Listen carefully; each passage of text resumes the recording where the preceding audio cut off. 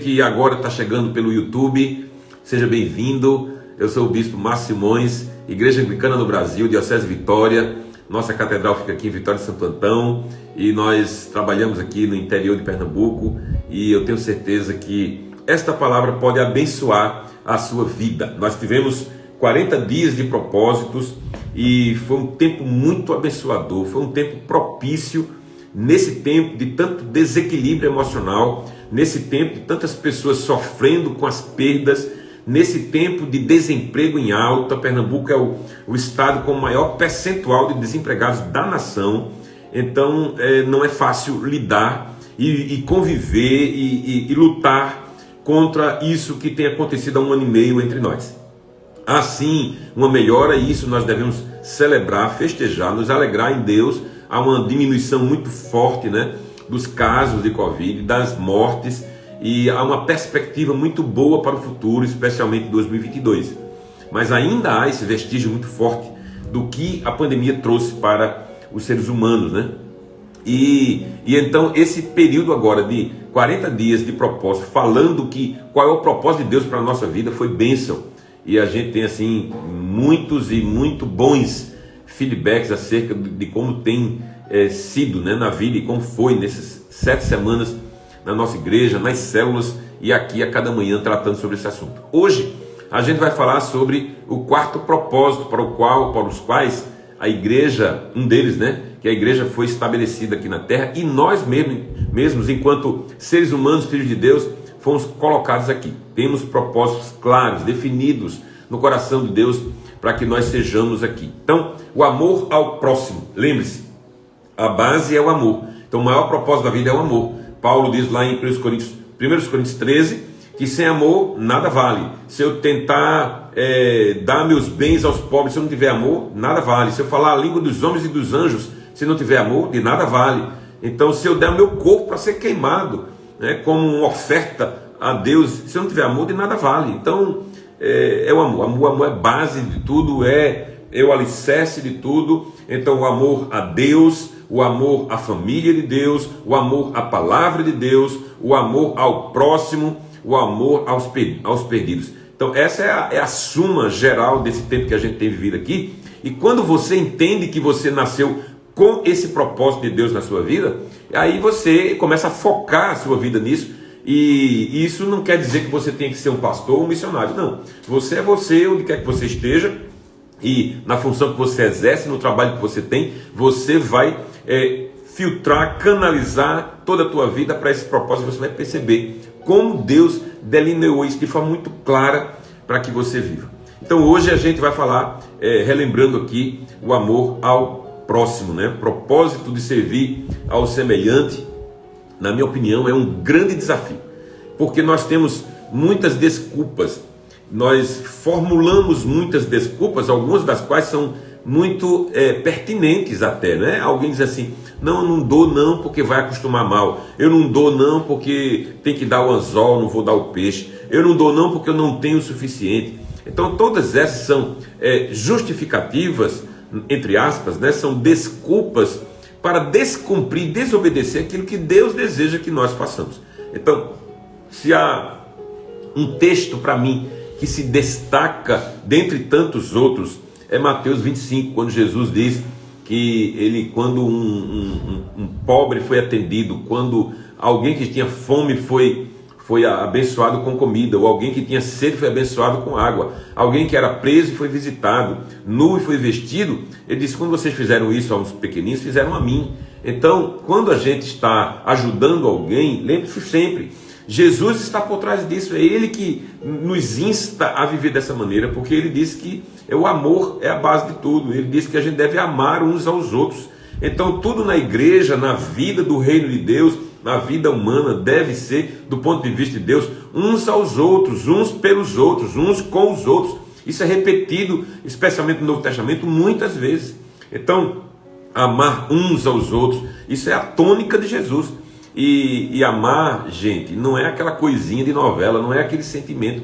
Amar é uma construção, senão não seria um mandamento, Ame ao Senhor seu Deus de todo o teu coração, isso é mandamento. Ame ao seu semelhante como a você mesmo. Ele dá inclusive um critério para a gente amar os outros.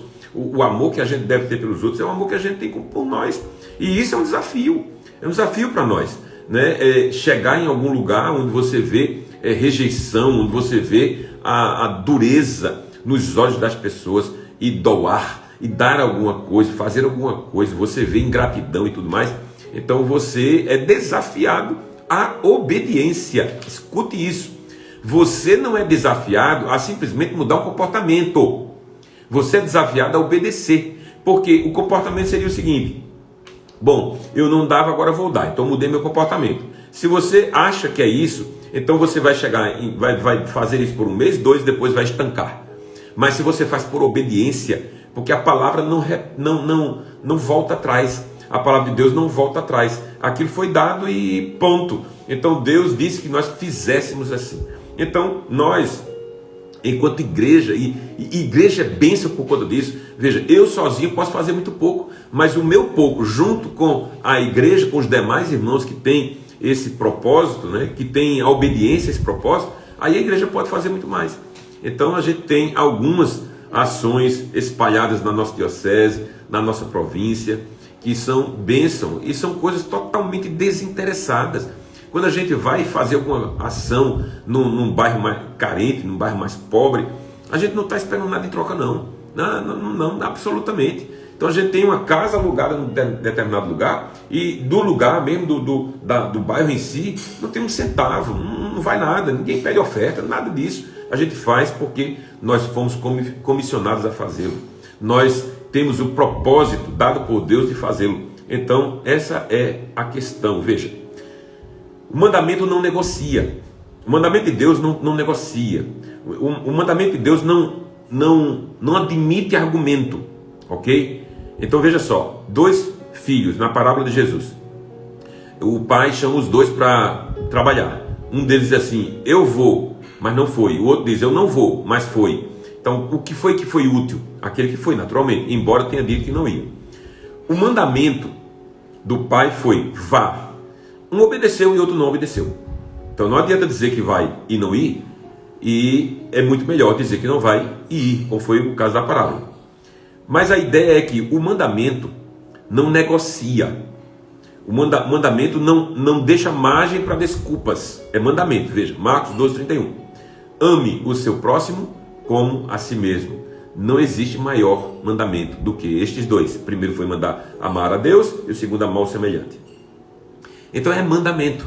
Veja, se você entender que amar é puramente um sentimento, aquela coisinha gostosinha no coração que você tem por alguém, por sua mulher, por seus filhos e tudo mais, então você não entendeu ainda o que é o amor, certo? Porque o amor é uma construção diária. Senão ele não seria um mandamento, ok? Ame. Isso é um mandamento. Ame ao Senhor teu Deus, ame ao seu semelhante como a si mesmo. Então é um mandamento. Então eu vou construir isso na minha vida. Por mais que eu tenha dificuldade, por mais que eu olhe para as pessoas e diga assim: ela não merece. Ok? Esse é o desafio, é esse. Eu chego num bairro como o que nós temos aqui, e diz assim: esse pessoal merece. Esse pessoal vem, não olha nem nos olhos da gente. Esse pessoal vem aqui, às vezes a gente fez sopa, muitas vezes a gente fez sopa ali no Iraque, e o pessoal tirava onda. E na sopa, na fila da sopa, pegando a sopa e dizendo que hoje ia tomar uma cachaçinha com aquela sopa. Imagina, então se você for olhar para merecimento, você não faz nada. Então a questão não é merecimento. Sabe por quê, gente? Porque nós não merecemos a graça de Deus. Nós não merecemos a salvação que acreditamos ter. Não merecemos. Então Deus é um amor gracioso. Deus dá sem que a gente mereça. Então quando a gente faz alguma coisa nessa mesma vibe, então Deus nos ama sem que nós mereçamos. Como disse Paulo, Ele morreu por nós sendo nós ainda pecadores. Então quando a gente ama os outros sem que os outros mereçam, isso serve para tudo, viu? Isso serve para dentro de casa, marido e mulher. Isso serve para um filho que às vezes é ingrato com você. Então o amor com graça é isso. Mas fora dessa ligação consanguínea, você tem as ligações de fora, né?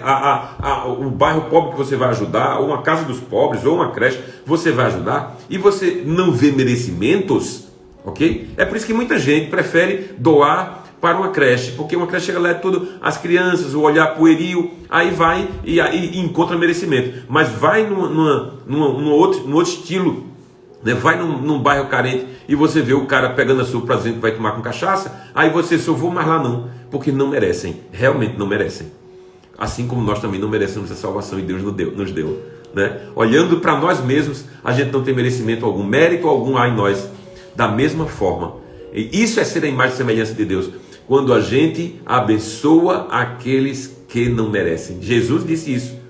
Olha, amar as pessoas que você gosta, que está perto de você, isso os fariseus já fazem. Os fariseus já fazem. Então, o desafio é amar aqueles que, na nossa concepção, não são merecedores. Então, o que incomoda a muitos crentes é a radicalidade com a qual Jesus fez alguns dos seus ensinamentos, né? Essa radicalidade. Ame, simplesmente ame. Não importa se ele não mereça, importa que você deve amar.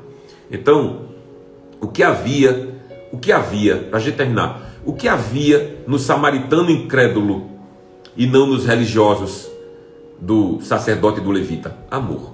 Só isso. Então, você pode ser um religioso e não amar. Você pode ser um incrédulo e amar. Veja, escute, nós não estamos falando aqui de salvação, ok? Não estamos falando de salvação, estamos falando de ação direta de mim para com a pessoa que é necessitada, ok? O exemplo de Jesus em relação ao samaritano é: o próximo foi aquele que viu no outro uma necessidade sem que ele merecesse. Aquele cara estava com o seu horário certo, sei lá, um executivo para ir para Jerusalém, para vender alguma coisa, para fazer uma demonstração, alguma coisa, mas ele para, e aí ele atende aquele homem que estava ali caído, prestes à morte. Então esse é o próximo. Quem é que a gente quer ser? A gente quer ser um religioso? A gente quer ser só conhecido como fulano da ressurreição, né? Fulano da Igreja Vida em Gravatá, fulano da Igreja Anglicana em Garanhuns? É isso que você quer? Eu não, eu quero muito mais que isso.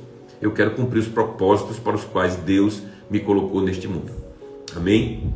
Vamos orar? Obrigado, Jesus, tua palavra não volta vazia e eu sei que hoje não será diferente. Abençoa o teu povo aqui reunido e que essa palavra possa irradiar-se de tal forma que todos possam buscar fazer cumprir os propósitos para os quais foram trazidos a este mundo. Recebe a nossa gratidão, o nosso pedido de que neste dia nós estejamos todo ele na tua presença. Abençoa o culto desta noite, na noite de hoje, e que em tudo o teu nome seja honrado e glorificado. Que oramos em nome de Jesus, que vive e reina para sempre. Amém. Que a bênção do Deus Todo-Poderoso, o Pai, o Filho e o Espírito Santo, repouse sobre cada um de nós aqui e sobre toda a igreja de Deus espalhada pela terra, agora e para sempre. Amém. Queridos, 7h30 da noite, hoje, culto presencial, não é online, apenas presencial. Esteja lá, você que pode, e no domingo, 10 da manhã e 5 da tarde, mais uma vez estaremos, e o das 5 da tarde, ele é presencial e online, ok?